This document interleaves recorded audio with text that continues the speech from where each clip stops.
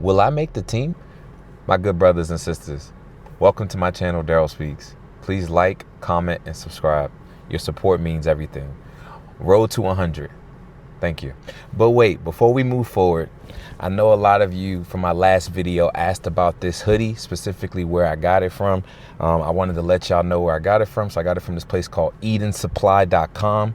I'm putting the link in the video right here below me. I will also put it in my description.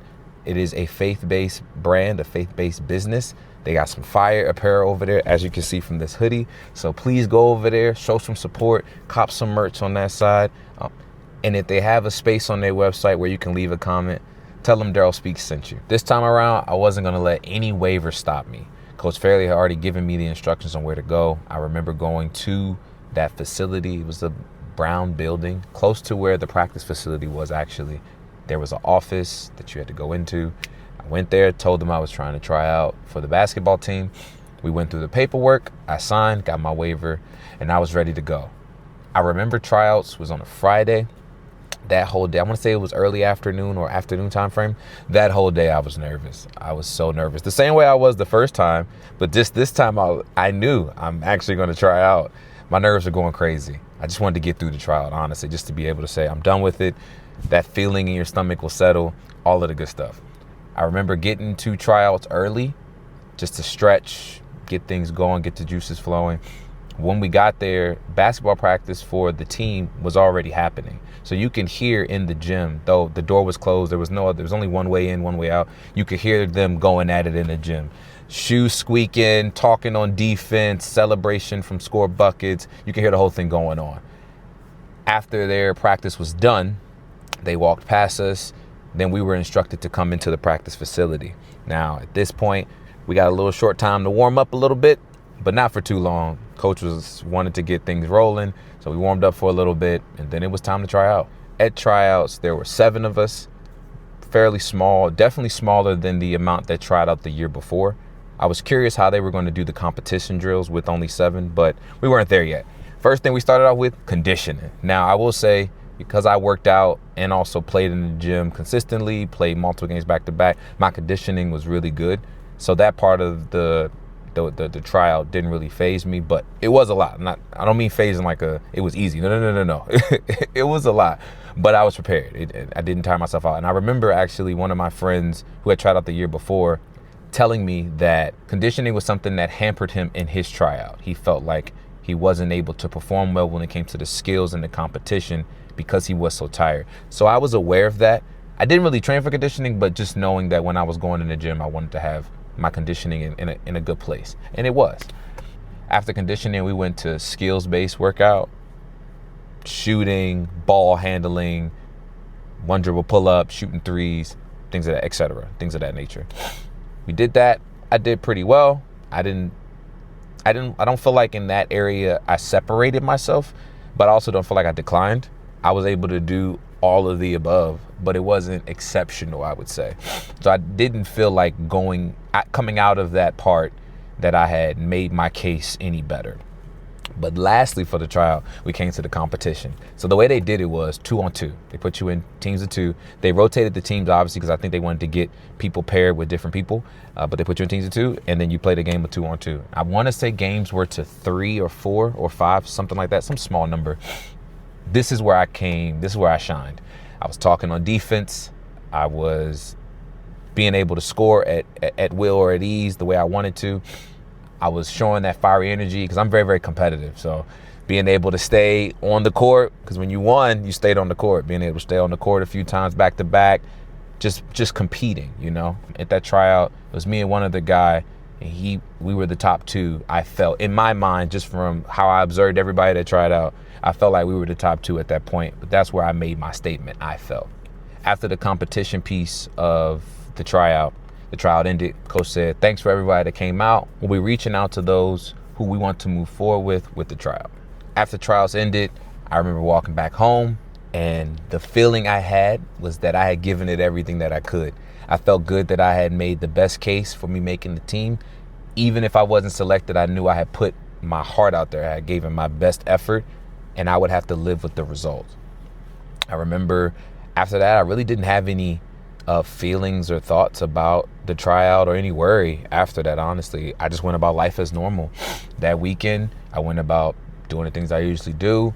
I remember my uncle had called me that weekend and asked if I wanted to go to church with him. This is something that I would do occasionally when he would have time. He'd come scoop me up because he lived in New York at this time. He'd come pick me up, take me with him, whether it was out to eat, whether it was just to stay with him for the weekend, or whether it was to church. And I always loved spending time with my uncle and my little cousin, Anaya. She was 4 at the time. It was good family bonding time. So, of course, I was like, absolutely, Unc, come get me. Let's have a good time. I remember that Sunday, I go to his church. I'm sitting in his church. It's a great service. Pastor is preaching, and I get a call. I'm in service. I'm not answering the phone. You know what I'm saying? It's a service. Also, I looked at the phone, and it was an unknown number. Didn't know who it was. So I'm not about to answer. I don't usually answer unknown numbers. I let it go to voicemail. As I'm sitting there, I get another ping in my phone from a voicemail. And this is interesting to me because unknown numbers, just in general, voicemails, I don't really listen to them. I'm not gonna lie. If you leave me a voicemail, if I love you, I'll try. But for the most part, I don't really listen to them. If I see it's somebody important to me, I'll call them back. But an unknown number, I'm not listening to that voicemail. So when I got the ping that I had a voicemail, it had to be the Holy Spirit. I thought, let me listen to it while I'm in church too, which is crazy. I listened to it, and the first voice that comes across, or the voice that comes across the voicemail, I hear, "Hey, it's Coach Mahalik from Hofstra University." I was like, whoa, wait. I had an idea as to what this call would be, but wasn't fully sure. So I immediately get up. Sorry, church. I immediately get up, head to the foyer area of the church, call him right back. He answers. We had a short, brief conversation. He said pretty much, "Hey, I would like to talk to you. Can you come to the athletic facility or his office? And can you come to the coach's office?" I told him that I was at church, but I would be leaving soon and heading straight back to Hofstra, and I will text him when I'm on the way, essentially, and come by the office. He said that worked. That'd be fine. I hung the phone up. It hadn't really settled in because I was somewhat aware of what the call was about. But again, I'm at church. So I just go back into church. I tell my uncle the news, tell him the call I just had, and then asked him if he could run, because I believe we had plans to go eat after. I just asked, can you just run me back to school? And he obviously obliged. He's like, "Yeah, absolutely, I got you." It didn't really settle in as I was riding back what I'd be walking into, but I just knew I had to get back to campus immediately. For context, by the way, Coach Mahalik is the head coach of the Hofstra basketball team at this point in time. When I get back to campus, I head straight to the arena, walk up to the coach's office. I remember walking in, Coach Mahalik's behind his desk, not really much energy coming off of him, not really much excitement, no smile. So I'm trying to read the room, but not too much. I sit down. I shake his hand. I sit down. He starts with, "Just want to let you know you had a really good tryout. All of the coaches were impressed with how you performed." I was like, "Great." I'm excited hearing that. I'm hoping that we could just get right to, you made the team. I don't know what's going up next. He then concludes that with, "But when we are evaluating walk-ons, that's not all we look at." So then I'm like, okay. He goes, "After tryouts, we decided to reach out to your high school coach so we could learn better the type of man that you are on and off the court." And then there's this pause. And it might not have been, it might just be me being dramatic, but it felt like an eternity. He was just sitting there, like he paused. And I'm like, did my coach give me, I had a good relationship with my coach, I thought, in high school. So I'm like, did my coach say something bad about me or something that, wouldn't fit me making the team or whatever their criteria is? But either way, after his pause, he goes, "And your coach had nothing but positive things to say about you. He raved about you, not just on the court, but off the court, you being a teammate, how you step up for everybody. It was good for us to hear. So in conclusion, you have made it to phase 2 of tryouts. You will now get to try out with the Hofstra basketball team. We will still evaluate whether or not you'll make the team on how you perform now playing with the team, but you made it to phase 2. Congratulations." I remember getting up, shaking his hand. He told me that they would reach out to me via text message with the times of practice for that week, and we would go from there. As I walked out of the coach's office to go back to my dorm, there were so many emotions that were flying through my head all at once. First, I did not know there was 2 phases to tryouts. I just thought you made the team. But okay, there's 2 phases. Second, now I'm going to be competing with everybody that's on the team already, everybody that's part of the team. What is that going to look like? Prior to this, during the off season for the team, sometimes they would come through the rec and play pickup with us. They'd be playing around. Sometimes they'd be playing seriously. Sometimes you can gauge where you are with your skills at that point, but now it's going to be in front of the coaches, prime time, for me trying to make enough of an impact to make the team. I don't even know what this looks like. I don't even know when I'll get, you know what I'm saying? There was so much going through my head. But honestly, the first part was just I made it past phase 1. I don't know how many of the 7, well, at this point I didn't know, but I didn't know how many of the 7 had made it past phase 1, but I know I made it past phase 1, which is a shout because I didn't think that we would be here. I remember going back to my dorm, hitting up all my buddies, telling them the good news.